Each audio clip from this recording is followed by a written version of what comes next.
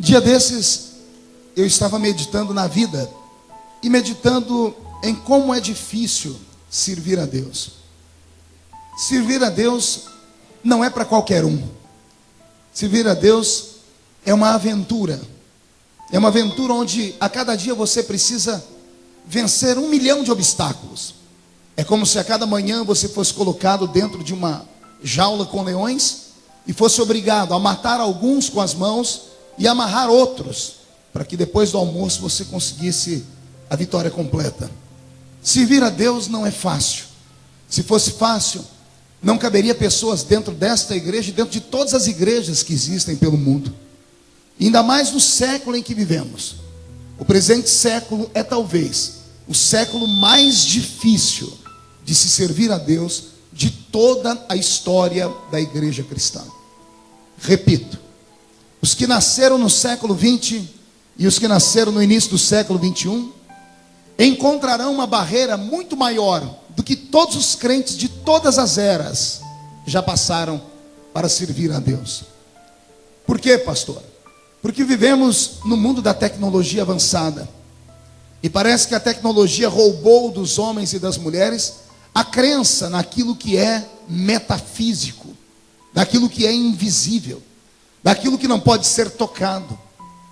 O homem do século moderno só acredita nas coisas que ele vê, só acredita nas coisas que ele pode tocar, só acredita nas coisas que ele pode reproduzir dentro de um laboratório, só acredita naquilo que a química, que a física e que a matemática mostra para ele que é verdade. Se voltássemos nas eras dos nossos ancestrais, veríamos que a ausência da tecnologia, a ausência da ciência multiplicada, dava ao homem um pouquinho mais de aptidão para olhar para o céu e imaginar que tudo que aí está não é mera obra do acaso. Não é mera obra do acaso que a terra, em certo momento do dia, faz brotar a relva, e a relva faz brotar o oxigênio. O homem de antigamente tinha mais aptidão com a natureza, porque tudo dependia da sua mão, do seu trabalho, do seu suor. Vivemos dias de dificuldade. A Bíblia Sagrada já havia anunciado isso. Os profetas que foram antes de nós anunciaram dias terríveis. Chegaram a dizer que viveríamos um período de trevas espirituais sobre a terra. E anunciaram que a ciência multiplicada faria o amor de muitos se esfriarem. Há um texto na Bíblia que quando eu leio me apavoro. Ele diz que se possível fosse naqueles dias, ou seja, nos nossos dias, a fé até dos escolhidos seria roubada. E os homens e mulheres atravessariam as ruas, os valados, viriam para a igreja não em busca mais da presença de Deus, mas em busca de uma verdade que parece não ser capaz de saciar a sua fome. E eu tenho me preocupado extremamente com isso. Tenho participado de cultos, não um, nem dois, mas milhares de cultos desde que entreguei a minha vida a Cristo. E parece que de alguns anos para cá, o evangelho foi vilipendiado, foi barateado, fora transformado em algo que quase não tem valor. Parece que olhamos para Jesus e não enxergamos mais nele, aquele que fez um sacrifício na cruz. Olhamos para ele e esperamos que ele seja para nós um gênio da lâmpada. Aquele que nós esfregamos a lâmpada e ao aparecer ele é capaz de dar para nós o pedido da nossa alma. Somos capazes de fazer campanhas e mais campanhas em prol de um emprego. Somos capazes de fazer campanhas e campanhas para que o nosso nome saia do SPC. Somos capazes de subir um monte para orar, mas em busca de coisas que nos dê uma vida melhor aqui nesta terra. Em compensação, somos incapazes de, num domingo como esse, nos prepararmos para vir à casa de Deus, quiçá por 30 minutos antes de sairmos de casa. Não temos força para desligar a televisão. Não temos força para deixar de ignorar os problemas triviais que roubam de nós a nossa fé. Fazemos questão de brigar com a mãe, fazemos questão de brigar com o pai. Fazemos questão de ter um espírito crítico, de chegarmos na igreja já cheio de ressalvas e colocados dentro de uma redoma, dizendo, dependendo do que ele falar eu aceito, dependendo do que ela falar eu não aceito. Alguns, ao atravessarem a cidade e passarem pela igreja, pensam que estão em um cinema, porque no cinema você pode escolher o filme que você quer ver. Alguns pensam que vão a um teatro e querem que todos os dias o ator, ou seja, o pregador ou o cantor, dê um show e não um culto. E talvez seja por isso que a maioria dos crentes já não tem mais desejo de estar em uma igreja. Quem dera nesta noite Deus mudasse a nossa mente. Quem dera nessa noite o Espírito Santo nos revelasse que nós não estamos aqui para assistir um culto. Nós estamos aqui para prestar um culto. E nós não estamos aqui para escolher aquilo que nós queremos. Nós não podemos aqui ouvir o que nós queremos ouvir, mas nós devemos esperar que Deus fale aquilo que nós precisamos ouvir. E quem dera hoje, todos nós fizéssemos um novo pacto, uma nova aliança, e levantássemos os nossos altares. Se levantássemos os nossos altares e colocássemos sobre ele um sacrifício vivo, de oração, de jejum, haveria muito mais facilidade de Deus falar conosco, do que termos que ficar aqui observando e apenas esperando que em certo momento o anjo desça para mover as águas, e só um ou dois que tem a sorte de ser jogado nela e ser curado. Nesta noite o meu sonho é que Deus transforme esta igreja num grande rio. E eu quero te dizer uma coisa: as águas já estão se movendo. Não será um nem dois que serão tocados, mas todos nós podemos ser tocados nessa noite. Por isso eu te peço, abra o seu coração e não retenha nenhum tipo de adoração. Coloque para fora hoje todos os seus anseios, as suas necessidades, mas não com palavrões, mas com gritos de glória a Deus, de aleluia.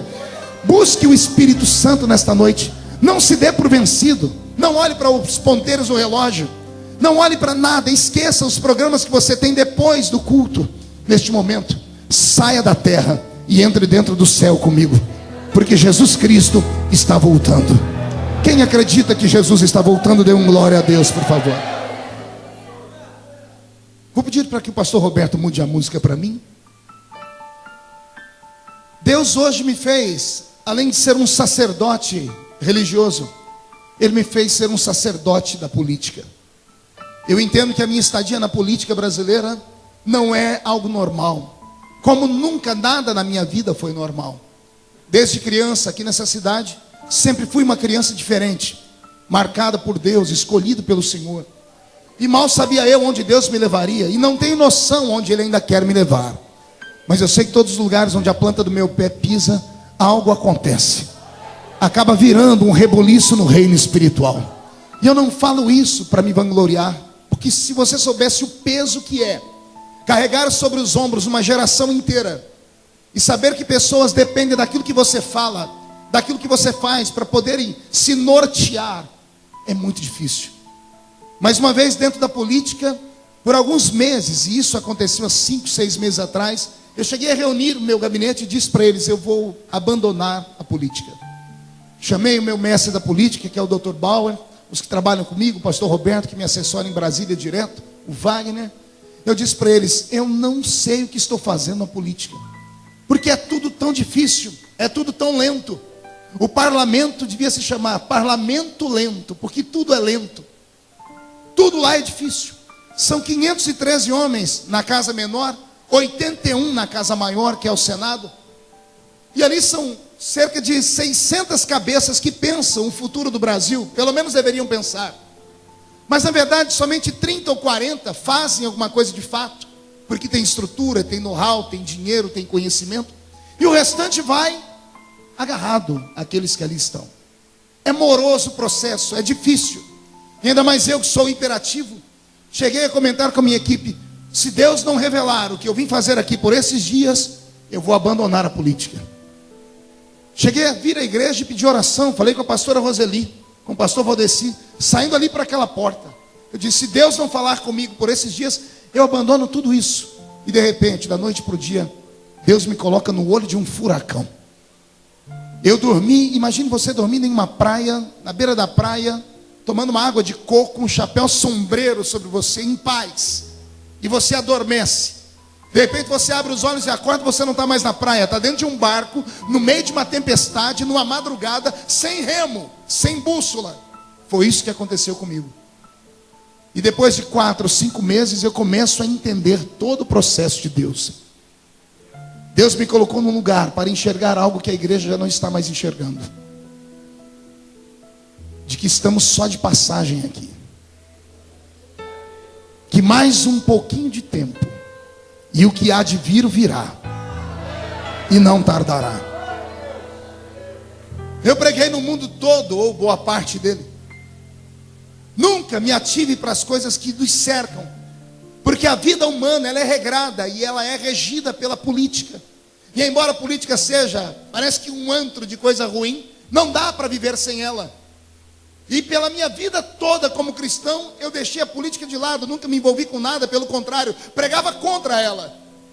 E hoje, graças à política, eu tenho informações que eu vou dar a vocês aqui, que me dá angústia, e o coração chega a bater forte. Semana passada, a Inglaterra, talvez um dos países mais antigos do mundo, um país de histórias, de princesas, de cavaleiros, um país que tem a sua bandeira de um cristianismo verdadeiro, o país que abraçou em certo momento o protestantismo, um país da grande igreja anglicana e coisas mais, o país de John Wesley, o pai do avivamento das Américas, o país, pastor Elias, de Jonathan Edwards, o pregador de um único sermão. Alguém já ouviu falar dele? Jonathan Edwards foi o pregador que pregou um único sermão, chamado Pecadores na Mão de um Deus Irado. A história diz que enquanto ele pregava, as pessoas dentro do templo levantavam os pés, porque sentiam fogo nos pés, mas não era o fogo do Espírito Santo. As crianças gritavam dentro do culto, porque diziam: mamãe, eu estou vendo demônios. Deus transportou a igreja naquele culto para dentro do inferno. E houve naquela noite, dentro da Inglaterra, um reboliço e um avivamento. E os crentes voltaram, pelo menos por um espaço de 4 ou 5 anos, à prática da oração, do jejum e da santificação. A Inglaterra, que foi berço de tantas coisas boas, semana passada, receberam com tristeza a notícia de que entraram no Supremo Tribunal Federal inglês com um pedido para que as igrejas cristãs se preparem para fazer casamento de pessoas do mesmo sexo, de maneira obrigatória. Não estou falando de união estável, não estou falando de união civil, que é feito pelos cartórios. Estou falando de união religiosa. O que nós vemos batendo na tecla há muito tempo, dizendo: gente, abra os olhos. E alguns crentes até dizem assim: não, deixe eles estão lutando por direitos. Eles podem ser felizes, podem conquistar, moraram junto, construíram um patrimônio. O que tem? Eles têm direito de um ter parte do patrimônio do outro, a união estável. Uma vez a união estável aprovada, alguém disse: então se já tem união estável, por que não a união civil? Porque a união civil vai protegê-los. Quando um morrer, o outro tem direito à pensão, o outro tem direito à aposentadoria, é direito. E eu venho falando há 3 anos dentro daquele parlamento, e venho dizendo: vocês não sabem onde eles querem chegar, não são apenas direitos, eles querem provocar. E a Inglaterra, que era o país que mais protegia as igrejas, está apavorado. Se o Supremo Tribunal inglês arguir que isso é constitucional, o pastor e o padre que não casar as pessoas do mesmo sexo será preso como crime inafiançável. E o nosso país caminha para esse rumo também. Mas isso é só a ponta do iceberg. Semana passada eu tive acesso a documentos. 12 países da Europa já aprovaram que pedofilia não é crime. A Alemanha, semana passada, teve um debate sério, porque um grupo do país elegeu um parlamentar alemão, e ele representa o progresso do mundo. E ele tem lutado com projetos para que o pedófilo não seja preso mais. E ele diz o porquê, ele é um psicólogo. Ele diz que o pedófilo, ele tem muito a aprender com a criança. E que a criança tem que ter direito sobre o seu corpo, e o pai e a mãe não pode mandar nela. Pedofilia é sexo de adulto com criança, gente. E o mundo todo bate palmas para isso. Anteontem, o parlamento uruguaio, o país nosso, vizinho aqui do lado, aprovou a legalização da maconha. Todas as famílias vão poder plantar maconha no fundo da sua casa. Isso assustou o mundo inteiro, porque tem muita gente que luta por isso. Você sabe disso. Se não sabe, deve estudar um pouquinho mais. Um dos maiores defensores da legalização da maconha no Brasil é o ex-presidente Fernando Henrique Cardoso.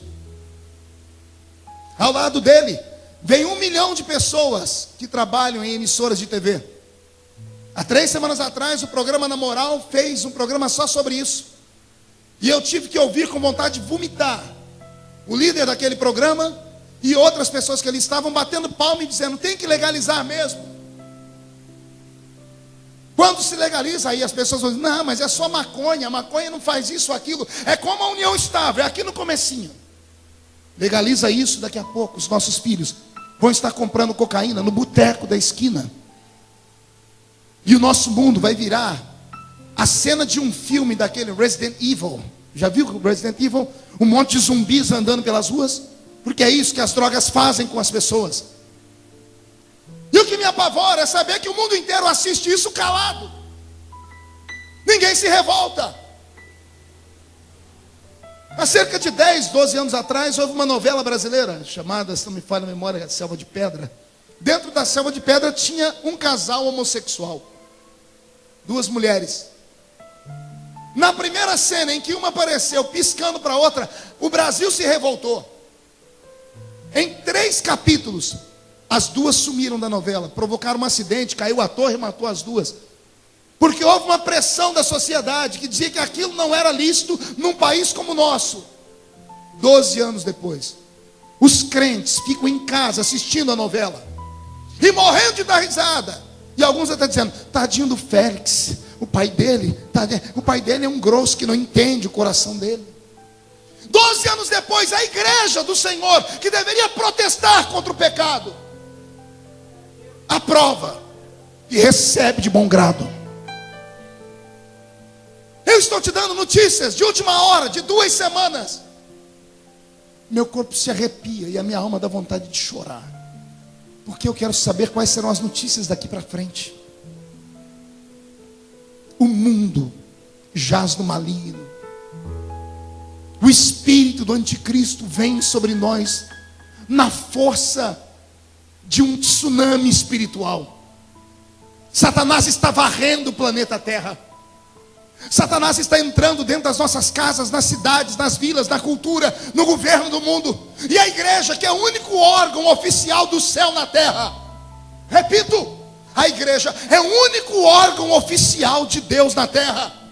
Ela que tem que dar vazão e mudança na sociedade. A igreja que provoca mudança nos valores e nos costumes. A igreja está sendo escamoteada, está sendo jogada para escanteio. E em nome de um Estado laico, porque esta é a palavra mais bonita que as pessoas escutam. Meninos de escola, aprendam isso, que isso aí vai virar debate na classe de vocês. O Estado laico. O que é o Estado laico, pastor? É um Estado sem religião oficial. Concordo. Porque nenhuma religião pode ser a religião oficial de um país, senão não há liberdade.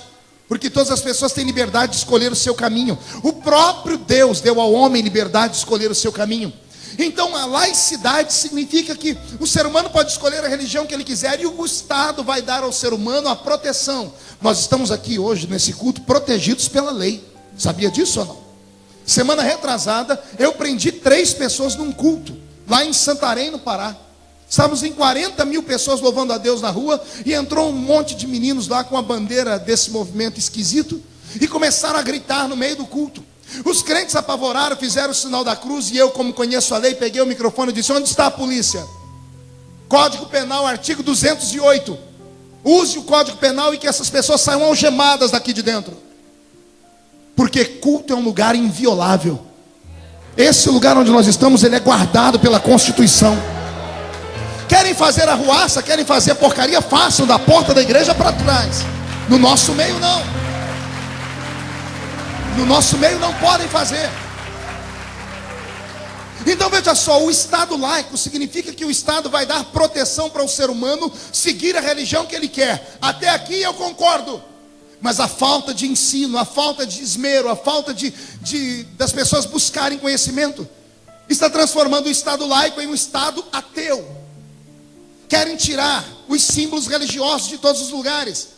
Semana retrasada, na marcha do Papa, Lá no Rio de Janeiro, houve paralelamente a Marcha das Vadias, que, com todo respeito às mulheres de bem, não precisa nem ser mulher cristã, mas todas as mulheres de bem, acredito que não se sentem representadas por vadias, porque as mulheres vadias no meio da rua, seminuas, pegaram imagens do símbolo católico e quebraram no meio da rua. Agora, não sei se você se lembra, há 3, 4, 5, 6 anos atrás, não sei quanto tempo, houve um pastor que pegou uma imagem e ele não chutou, ele apontou a imagem com o pé. Quem lembra disso? Bispo Von Elde, 12 anos atrás, da Igreja Universal. Ele não chutou, ele apontou a imagem com o pé. O mundo caiu em cima da nossa cabeça. Teve igrejas que foram queimadas, depedradas. Todo mundo se revoltou. 12 anos depois, é como se nada tivesse acontecido. Há um espírito de medo no meio das famílias. Há um espírito que está nos fazendo andar de cabeça baixa, aceitar tudo como se tudo fosse normal. E isso não é normal. Eu só posso dizer uma coisa: Jesus está voltando. E se Ele está voltando, a minha pergunta é: como é que Ele vai encontrar a sua família? O que é que vai acontecer com a sua família dentro de alguns dias? O Congresso Nacional Brasileiro aprovou uma lei que em 2016 todos os nossos filhos vão poder começar a frequentar a escola com 4 aninhos de idade. A maioria das mulheres, as mães, vão bater palma, vão dar glória a Deus, vão dizer: estou livre do fardo. Meus filhos vão para a escola. Pastor, isso é coisa de primeiro mundo. Imagine, a criança vai poder saber mais coisas, vai poder aprender, vai poder passar mais tempo bem cuidada. Será que é essa a intenção? O governo que aí está é um governo socialista. O governo que aí está é um governo de esquerda. É um governo que faz de tudo para desestruturar o ser humano. É um governo que destrói a família. Leia a base desse governo, entre na internet, use a internet para uma coisa boa, seja curioso. Entre no site do partido que governa o país e leia lá quais são as doutrinas deles. E você vai ver lá que uma das bandeiras principais é o aborto, a outra é a descriminalização das drogas, a outra é desarmar a população. Pergunte aos policiais, nós temos uma aqui no púlpito, como hoje existe uma luta para que os policiais percam todos os seus instrumentos, suas armas, querem arrancar, querem desarmar a população brasileira. Os criminosos têm mais valor do que um policial. Está tudo invertido nesse nosso país. Ora, ser hétero nessa sociedade é uma vergonha.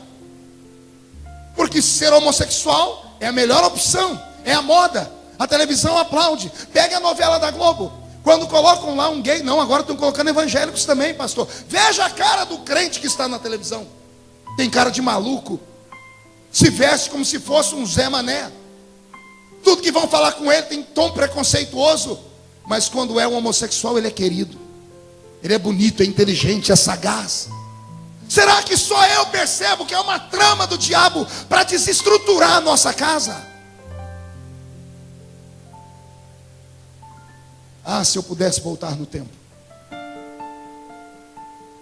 eu ia colocar a lei que os meus pais colocaram para mim e eu lutei contra eles, para a gente não assistir televisão. Começo a entender aqueles velhos e velhas de cabelos brancos, que a quem eu chamei de retrógrados, de gente maluca, da idade da pedra, começo a entender por que eles se policiavam e se santificavam tanto. No afã de querer acompanhar o mundo moderno, destruímos as nossas famílias. A maioria dos meninos e meninas da nossa igreja tem mais facilidade de ouvir músicas do mundo do que ouvir louvores. Pegue o telefone da sua filha ou do seu filho, os iPads e tudo deles, o que você puder, e veja as músicas que eles escutam. Está tudo mudado. Tentamos fazer isso para os nossos filhos não serem jogados para escanteio, mas eles não conseguiram separar o joio do trigo. Ao invés de ouvir, porque nem toda música é ruim, nem toda música é maligna, nem toda música vem do demônio. Mas os nossos filhos não têm a habilidade de separar o que é bom do que é ruim. estamos destruindo a nossa casa. Nossos crentes têm vergonha de andar com a Bíblia. Quando se vê reunido 2 ou 3 crentes, pode chegar e ficar ali como uma mosca branca, você não vai ver ninguém contando bênção. É só murmuração. É só falando mal de alguém. Eu não sei onde nós vamos chegar, senhoras e senhores. E a culpa disso é minha. É nossa, porque nós somos os pastores. Nós somos os líderes. Nós guiamos o povo. E eu estou com medo. Irmã Conceição, eu tenho medo de Jesus voltar nessa noite. Se a trombeta tocasse nesse exato momento, quem entre nós subiria? Ah, pastor, mas vai levar um tempo para Jesus voltar ainda. Então vamos mudar a situação. Ao término desse culto, você me garante que vai chegar em casa vivo? E se a morte chegar antes?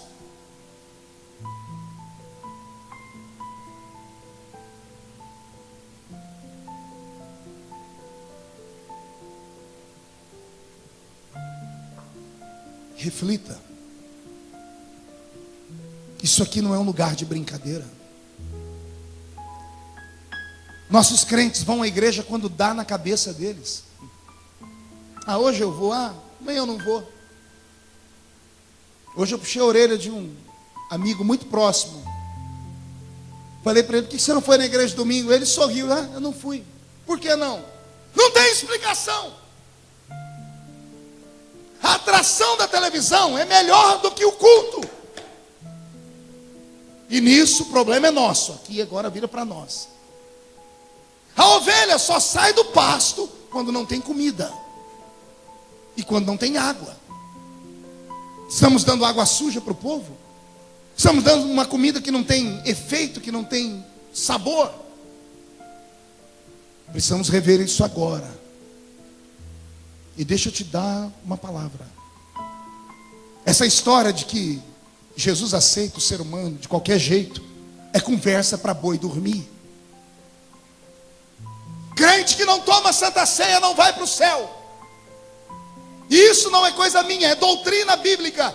Não é costume de igreja, é doutrina bíblica. Quem não participa do corpo e do sangue não tem parte comigo. Não tem vida. Até quando, senhoras e senhores? Até quando vamos dormir? Até quando vamos colocar sobre os outros a culpa do nosso próprio fracasso? Até quando vamos falar para alguém, não, eu não vou na igreja por causa daquele pastor, não, eu não suporto aquele irmão, não, aquela mulher, eu odeio aquela mulher. Como é que pode alguém estar entre nós e sentir sentimentos de ódio? Aqui não é guerra, aqui não é Beirute, aqui ninguém persegue ninguém para matar, aqui é uma casa de oração. Eu vou repetir, aqui é uma casa de oração. A gente vem se arrastando pelas ruas no intuito de, ao entrar aqui dentro, receber uma descarga de autoridade, para recarregar a nossa bateria, para sair lá fora e encarar o diabo de novo. Aqui não é um ringue de MMA, aqui não é vale tudo, aqui não vale tudo, aqui só vale a glória, a graça, a unção, a presença, a experiência.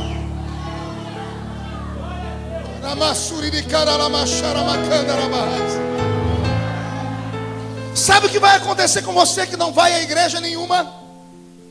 Você vai se transformar no pior ser humano do mundo. Porque você conhece e não pratica. O diabo vai fazer a sua mente endurecer. Os seus ouvidos vão criar comichões. E daqui a pouco para você tudo será da base do relativismo. Porque essa é a doutrina do mundo moderno. Depende, pastor, depende do ponto de vista que você vê. Não depende de ponto de vista, porcaria nenhuma. Depende de entrega, depende de paixão, depende de vida, de experiência. Isso aqui não é uma reunião de loucos. Não loucos no sentido que o mundo pensa. É uma reunião de loucos apaixonados, Isso aqui tem que ser uma reunião de gente que quando entra aqui dentro diz assim: Jesus, eu quero ver o Senhor custe o que custar. Nem que eu saia daqui mancando, aleijado igual Jacó, mas eu saio daqui com o meu nome trocado. Deus te trouxe hoje aqui para te dar um despertamento. Eu li um texto do Apocalipse. Estamos distante desse texto, acredito. Mas Jesus em breve vai fazer esse texto acontecer. Para que esse texto aconteça, é primeiro necessário que a trombeta toque. Para que a trombeta toque, a igreja tem que fazer a sua parte, evangelizando o mundo. Enquanto nós não anunciarmos Jesus como Salvador, Ele não voltará. Enquanto o seu vizinho, seu amigo de escola não saber quem é Jesus, Jesus não voltará. O evangelho do reino tem que ser anunciado. E aqui vem a minha preocupação. Tecnologia. Eu não ensino sobre Jesus para o meu amigo, você não ensina para o seu. Aí a internet ensina. E mostra um Jesus que não é o nosso. Mostra um Cristo que não é o nosso. Eu tive acesso há poucos dias atrás a uma conversa com um bruxo. E ele me disse que o maior polo de evangelização de bruxaria do mundo é a internet. Sabia disso? Você não sabe o que seus filhos ficam fazendo a madrugada inteira na internet. Facebook e um monte de coisas que são compartilhadas. Está sendo disseminado pela internet um evangelho desgraçado. Um evangelho que não é o nosso. Porque nós não falamos do Cristo verdadeiro. A internet mostra um Cristo fajuto. Mostra um Cristo que até tendências homossexuais tem. Tem Jesus para tudo quanto é gosto na internet. Precisamos acordar, senhoras e senhores. Nós temos na mão um livro. Não podemos trocar esse livro. Eu vou falar de novo. Isso não é só um livro, é uma bússola. Isso não é só uma bússola. Isso aqui é a minha enxada, é a minha ferramenta. Não é só uma enxada, é o meu alimento diário. Se você não come a palavra, você fica fracassado. Se você não se alimenta de Deus, você nunca vai sentir Deus. É por isso que alguns crentes desistem de Deus, desistem da igreja, porque eles estão tão fora de Deus que não sentem mais nem a necessidade de estar perto dele. Deus nessa noite quer nos preparar para o arrebatamento da igreja. E vai acontecer. Dada a palavra de ordem, o mesmo Senhor descerá do céu com alarido e voz de arcanjo. Os que morreram em Cristo ressuscitarão primeiro. Depois nós, os que ficarmos vivos, seremos transformados e arrebatados seremos, e estaremos para sempre com o Senhor nos ares. Quem acredita nesse texto? Antes da igreja subir, haverá um grito. Dada a palavra de ordem, o Pai sentado no seu trono olhará um relógio eterno. O relógio de Deus está quase cruzando os ponteiros à meia-noite. Estamos mais perto de Jesus hoje do que quando aceitamos a fé. Deus é regido por sinais, ou melhor, Ele rege o mundo por sinais. Leia em casa, volte a ler a Bíblia. Leia Mateus capítulo 25. Leia a parábola das 10 virgens. Leia sobre os sinais que antecederão a vinda de Jesus. Leia e crie temor. Leia e veja os discípulos perguntando: quando será a sua vinda? E Jesus disse: olhe para o céu, olhe para o mar, olhe para a terra. Veja os terremotos, os maremotos, filhos contra pais, pais contra filhos. Veja tudo isso e se aperte e saiba que está próximo o dia do seu regresso. Ele deixou sinais. Depois dos sinais, quando Deus ver que tudo está cumprido, Ele dará um grito. O grito dele é para que o filho fique de pé. Eu imagino que Jesus já está se ajeitando no trono. Eu acredito que os anjos que estarão segurando as vestes que Ele vai usar no dia do arrebatamento já estão terminando elas. Quando o pai olhar para o filho e dar a palavra de ordem, a Bíblia Sagrada diz: e dada a palavra de ordem, o mesmo Senhor descerá do céu com alarido. Diga comigo: alarido. Não ouvi alarido? Pergunte a mim o que é um alarido, pastor. O alarido é um grito. É um grito que toda a humanidade deveria ouvir, mas não vai ouvir. Apenas se ouvirá esse grito lá no Oriente Médio. Somente entre os descendentes de Abraão. Só os judeus ouvirão esse grito. Porque a forma deles saberem que o Messias que eles mataram era o verdadeiro Messias. Quando Israel for atingido por esse grito, começa um colapso no mundo. Porque eles começam a chorar, começam a gemer. E no meio do gemido e choro deles, a igreja começa a ser preparada. Dada a palavra de ordem, o mesmo Senhor descerá do céu com alarido e voz de arcanjo. O arcanjo dará um grito no céu, dizendo: já estou preparado. Levantará uma trombeta brilhante, uma trombeta que está sendo polida todos os dias. Eu não sei qual será a nota musical daquela trombeta, mas eu sei que será bela, pastor Evandro. Será linda, será uma melodia como nunca antes foi ouvido, melhor do que todas as sinfonias de Bach, melhor do que todas as sinfonias de Mozart, melhor do que todas as músicas que você jamais ouviu. Todavia, só poderá ouvir o toque dessa trombeta quem tiver o seu ouvido afinado no diapasão do Espírito Santo. Dada a palavra de ordem, o mesmo Senhor descerá do céu com alarido e voz de arcanjo. Então, quando o arcanjo tocar a trombeta, é o fim. Ao toque da trombeta, não me importa onde você estiver, se fordes um dos escolhidos, se a sua alma estiver pura, se o seu coração estiver livre, se a sua mente não lhe acusar, se você estiver em pureza de alma e santidade, se não tiver que se acertar com nenhum irmão no altar, se não carregar dentro de você sentimentos estranhos, você ouvirá o toque da trombeta. Estarão dois juntos no campo, um será tomado e o outro será deixado. Estarão dois juntos em um moinho, um será tomado e o outro será deixado. A Bíblia diz algo que apavora: estarão dois deitados em uma cama, um será tomado e outro será deixado. Esses três textos que Jesus explica, ou essas três histórias no texto que Jesus explica, não é sem sentido. Ele está falando: estarão dois juntos em um moinho, trabalhando. Estarão dois juntos no campo, trabalhando. O trabalho do campo é pela manhã, o trabalho do moinho é no finalzinho da tarde. E aí ele diz: estarão dois juntos deitados em uma cama, no final da noite. Ele está dizendo: fiquem atentos, pode acontecer a qualquer momento. Pode ser de manhã, pode ser de tarde, pode ser à noite. Sorte terá aqueles que forem arrebatados enquanto estiverem dormindo. Porque o crente que tem juízo não deita na cama sem antes acertar a sua vida. Ezequiel terá sorte aqueles que forem arrebatados durante o sono. Porque eles antes de dormir vão ter colocado o joelho no chão, dizendo: Deus, perdoa os meus pecados. Se ele for crente, ele não vai deixar o sol passar sobre a ira dele. Então ele vai se acertar com a mulher, com o filho, com o pastor, vai ligar para o amigo, não vai dever nada para ninguém. E aí, ao ser arrebatado, o toque da trombeta subirá. Irmão Adriano, a mesma sorte não terá aqueles que forem arrebatados à tarde, ou que estiverem à tarde trabalhando quando a trombeta tocar. Muda a música para mim, Roberto. Sem dar testemunho, se jogando em cima do patrão, ou crente que é patrão se jogando em cima de um empregado. Pessoas roubando, pessoas dando prejuízo para os outros, contando piadas numa rodinha, azarando pelo Facebook,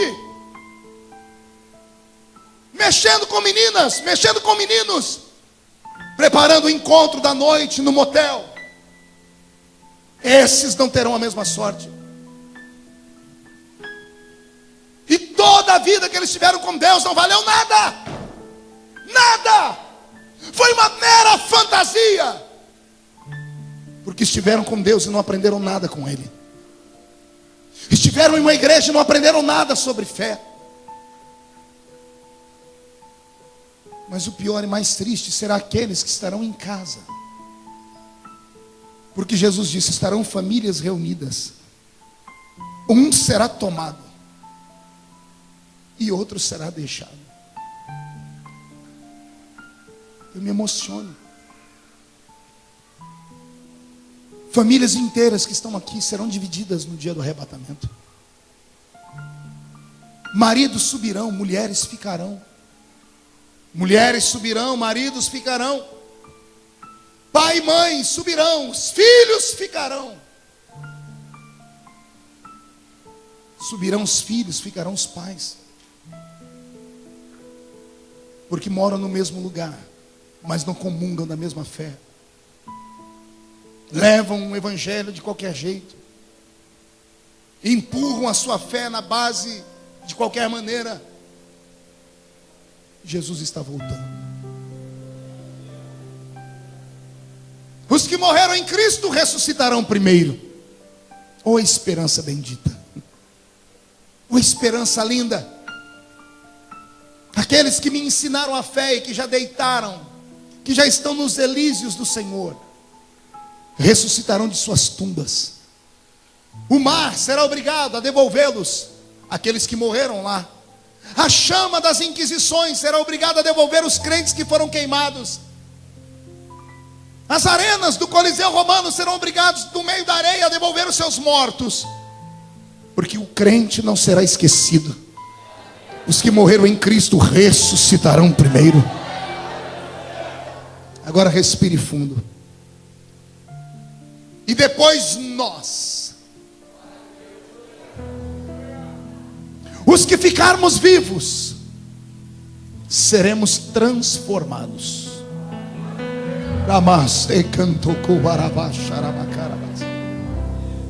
Se a trombeta tocar nesse exato momento, todos esses acontecimentos acontecem simultaneamente. Mas os crentes que estiverem de pé e acordados nesse dia, creio eu, vão sentir algo que nunca sentiram em suas vidas. Vão sentir uma visitação como nunca antes sentiram. Um gozo, um prazer, uma alegria. Algo que vai deixar a sua alma tão leve. E quando você olhar para alguém e abrir a boca para falar, não vai dar tempo. Subiremos cantando um novo cântico. Os crentes que nunca falaram em línguas, fique tranquilo, naquele dia você vai falar. Subiremos falando um novo cântico, o cântico dos anjos. Quando olharmos para o céu, veremos o Senhor lá de braços abertos nos esperando. Seremos levados para um ambiente diferente. Milhares, crentes vindo de todas as partes, de todas as eras, homens, mulheres, jovens e crianças. Subiremos ao lado de Abraão, Isaac e Jacó. Veremos Lázaro.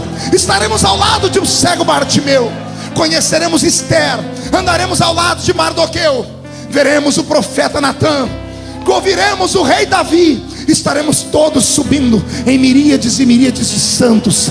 Seremos arrancados desse mundo que nos odeia. Seremos arrancados desse mundo que não nos quer bem. Seremos arrancados dessa cidade. E aqueles que foram na minha casa protestar, vão ler pelo jornal, ou vão ouvir pela URC, ou pela Rádio Gazeta. Ontem aconteceu algo estranho em Orlândia. Todas as igrejas cristãs, evangélicas, estão em desespero. Interessante que alguns pastores sumiram e outros ficaram. Interessante que alguns crentes, principalmente aqueles que eram os mais loucos, aqueles que mais gritavam, aqueles que mais diziam, vamos andar assim o assado, esses sumiram. E aqueles que tinham uma vida leviana, uma vida meia lá, meia cá, estão aí.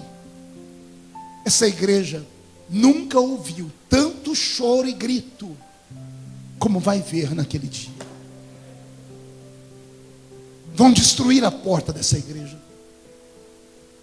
A igreja onde nós nascemos, Elias, vão destruir as portas delas. Porque todas as pessoas que tiveram contato com o evangelho como o nosso, todas as pessoas que ouviram falar de crentes e tiveram a oportunidade de ouvir uma palavra, sabem que nós pregamos que um dia nós vamos sumir desse mundo.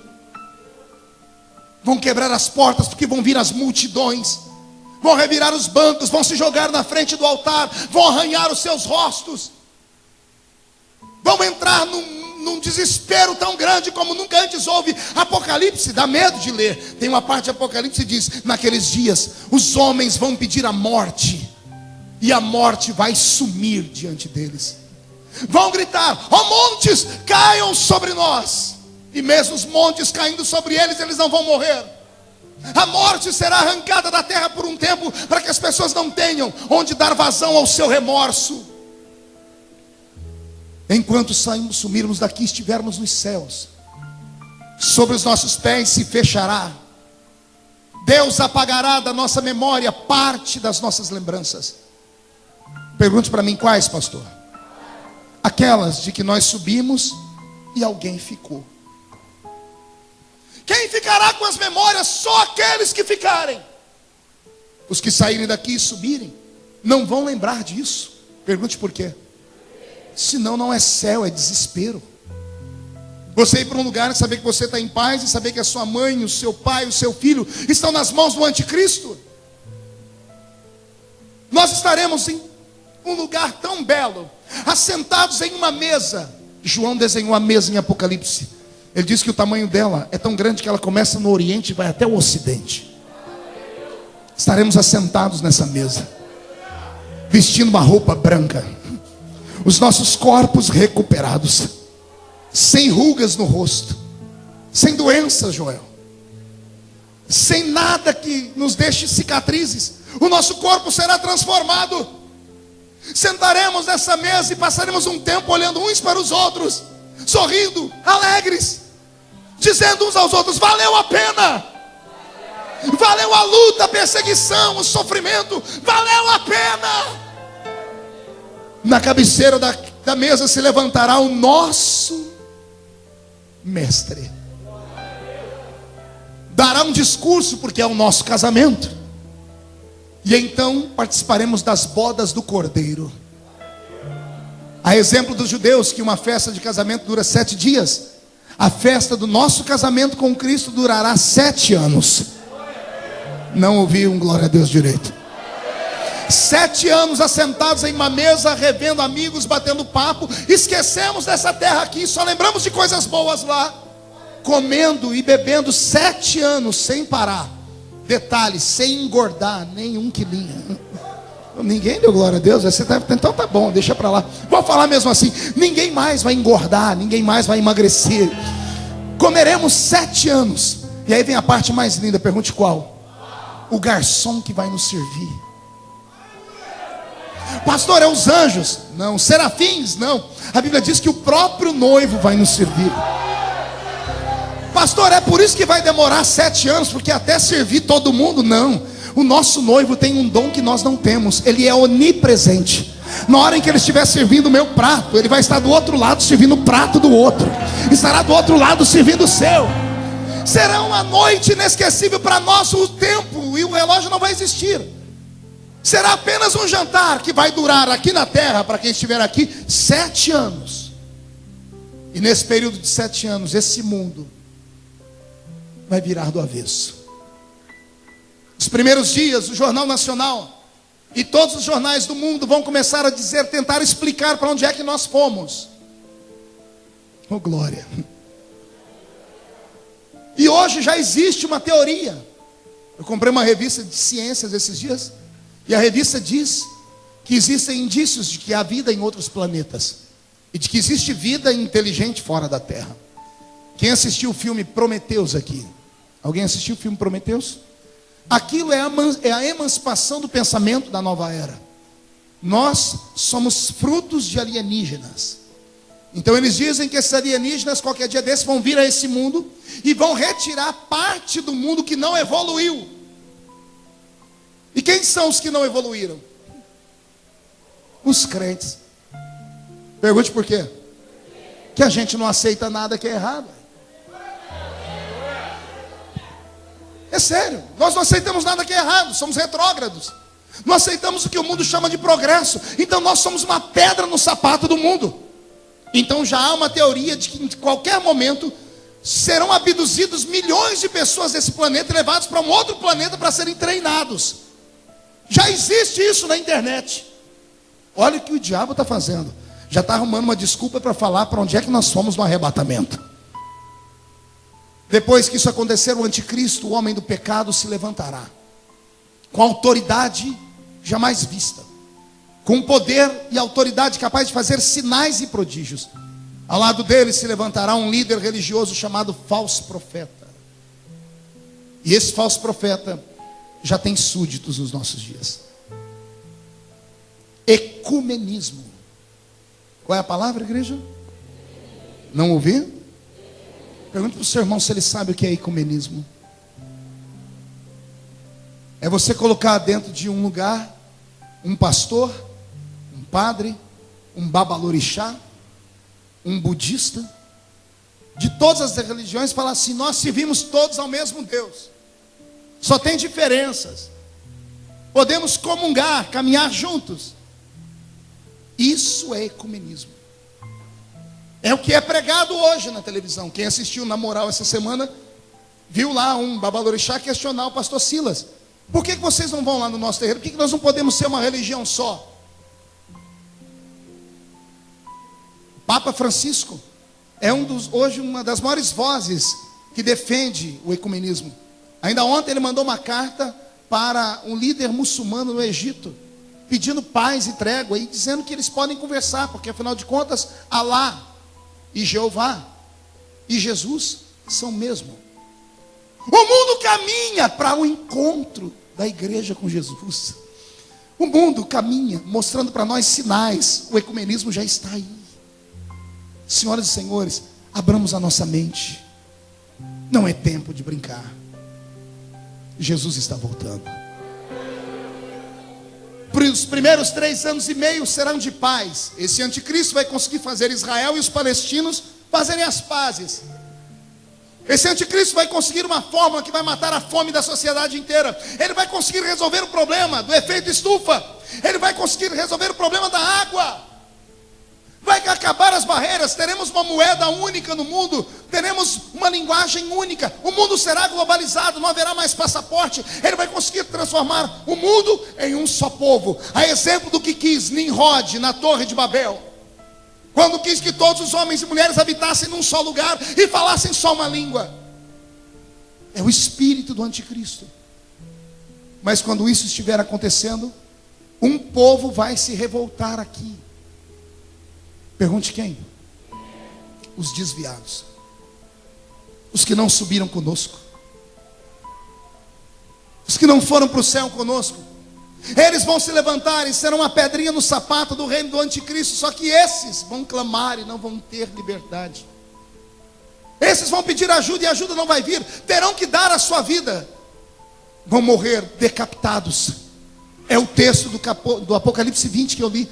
Vão morrer, serão assassinados, serão jogados nas ruas, a exemplo dos demais. Vão ser chamados de pessoas que querem ir contra o governo. O mundo virará um inferno. E nós estaremos no céu cantando. O anticristo baixará uma lei dizendo que todos os homens e mulheres que quiserem comprar e vender vão ter que ter um sinal, ou na mão direita ou na testa. Um chip será implantado na mão das pessoas, ou na testa das pessoas. Procure na internet, já existe isso nos Estados Unidos da América. Um chip, uma pequena plaquinha que mal pode ser vista. Dentro dele há um GPS, eles sabem onde você está. Dentro dele existem códigos. Tudo será eletrônico. O profeta que previu isso há 2000 anos atrás, quando não havia nem luz elétrica. E a Bíblia Sagrada fala desses sinais. Já está acontecendo. E a igreja não se percebe. Quando tudo estiver terminado, o único povo que se levantará contra o anticristo como nação será Israel. Qual o nome do povo? Deixa eu te dar um conselho. Toda noite antes de dormir, ore pela paz em Israel. É bíblico. Abençoa aqueles que pedem a paz por Jerusalém. Deus ama aquela terra. Deus ama aquele povo. Deus ama aquela nação. E nesses dias eles se levantarão, porque esse anticristo vai querer colocar uma imagem dele dentro do templo que será levantado em Israel. E os judeus não adoram outro Deus, não aceitam imagens, estão curados. Foram curados por Deus no cativeiro babilônico. No cativeiro de 70 anos em Babilônia, Deus arrancou toda a idolatria do povo judeu. O judeu só adora um Deus, aquele que está nos céus. Quando isso acontecer, o mundo todo se revoltará contra Israel. Há um vale em Israel chamado Vale de Gisrael. O ano que vem nós vamos fazer uma caravana e alguns crentes daqui vão comigo lá. Lá em Israel, vamos lá, em loco. Há um vale gigantesco chamado Vale de Gisrael, também chamado Vale do Armagedon. Aquele vale será tomado por homens que virão do mundo inteiro para cercarem os flancos de Israel, para destruir Israel com seu armamento bélico.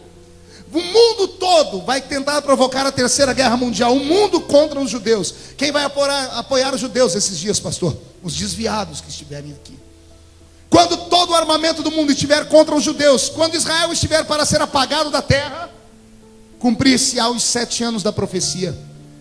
Antes de Israel ser exterminado, as bodas do Cordeiro terminam. Jesus olha para nós assim: é chegada a hora. Levantamos da mesa, a mesa desaparece. Recebemos o poder de voar. Lá na frente daquele batalhão veremos um cavalo branco. E o nosso Salvador vai se assentar sobre ele. E quem não acredita nisso, leia o livro que antecede o Apocalipse, o livro de Judas. E lá no livro de Judas você vai ver assim: e assim profetizou Enoque, o 7º depois de Adão: eis que é vindo o Senhor com milhares dos seus santos. Enoque, lá no Gênesis, viu a nossa vinda vitoriosa. Ele não fala de anjos, fala de santos, somos nós. Estaremos atrás do Mestre. Abrir-se-á no céu uma ruptura, haverá uma separação entre dimensões. A Bíblia diz que é como um relâmpago que sai do Oriente e se mostra no Ocidente. Vai se rasgar em dois, vai se abrir uma cortina que ninguém vê. E quando os homens olharem para cima, vão ver milhares de crentes. Na frente, o Senhor sentado no seu cavalo. Nesse dia, todas as filmadoras estarão filmando Israel preparados para a guerra. Os cinegrafistas, como está a Ana ali, estão filmando a guerra. E alguém do lado: querido, bata no ombro da Ana, por favor. Bata no ombro da Ana. Ana, olhe para ele, pergunte o que é. Aponte para o céu, diga: filme lá, filme lá. Quando as câmeras mens filmarem o céu, o mundo vai entrar em desespero. William Bonner, CNN, todo mundo vai entrar aos gritos dizendo assim: o mundo está sendo atacado por alienígenas. O céu está tomado por seres de outro espaço. E de fato serão seres de outro espaço. É aí que se cumpre a palavra que diz que naquele dia todo olho o verá. O arrebatamento da igreja se dá em 2 fases. Na primeira fase, ele vem como ladrão da noite. Lembra que Jesus disse: se o pai de família soubesse a que hora o ladrão viria, ele não deixaria ser roubado. Então a primeira fase é aquela fase do arrebatamento que eu disse: nós seremos arrebatados num abrir e piscar de olhos. 7 milésimos de um segundo. Será invisível, ninguém vai ver nada, nós desaparecendo e indo para lá. Mas a segunda parte, a Bíblia diz: naquele dia todo olho o verá. Como todo olho verá, pastor? Todas as TVs do mundo filmarão. E quando filmarem, eles vão tentar buscar o melhor foco da imagem. E quando filmarem o que está na frente daquele batalhão, vão filmar Jesus. Vão filmar a roupa que ele vai estar vestindo. A Bíblia Sagrada diz que os homens vão saber o que está escrito no manto que cobre a coxa direita dele. E na coxa direita dele está escrito: Rei dos Reis e Senhor dos Senhores. Jesus virá e parará com o seu cavalo e nós atrás dele em cima do Monte das Oliveiras. Quando os pés dele pisar sobre o Monte das Oliveiras, o monte se rachará em 2 partes. O vale se aumentará mais ainda. E ele, pelo sopro da boca dele, mandará todos os inimigos que eram contra Israel para aquele buraco. Ninguém levantará um dedo, não será disparado uma arma, ninguém soltará uma bomba. O mundo naquele momento sofrerá com a mão do juiz, e o juiz é Jesus. E Jesus soprará sobre os inimigos. Quando os inimigos forem destruídos, Jesus implantará nesse mundo o seu reino. Oh glória, respira fundo, já estou terminando. Jesus fará de Jerusalém a capital do mundo.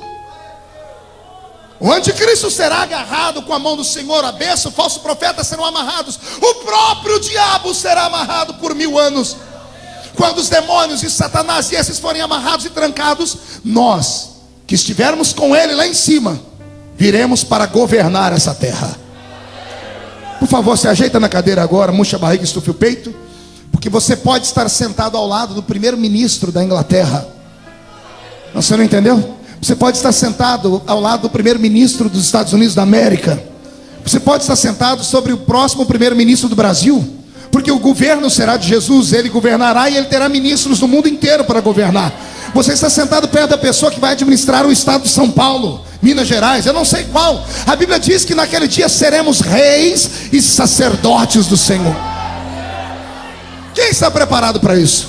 Então levante a mão direita, por favor, agarre o ombro do seu irmão, chacoalhe ele até ele ficar irritado, por favor, tira alguém do lugar aí. Isso, não, mas faz com força. Diga, você está entendendo isso?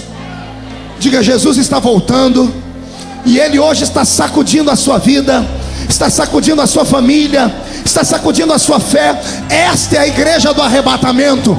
Só quem vai ser arrebatado não dá um grito não, dá um berro de glória a Deus nesse lugar.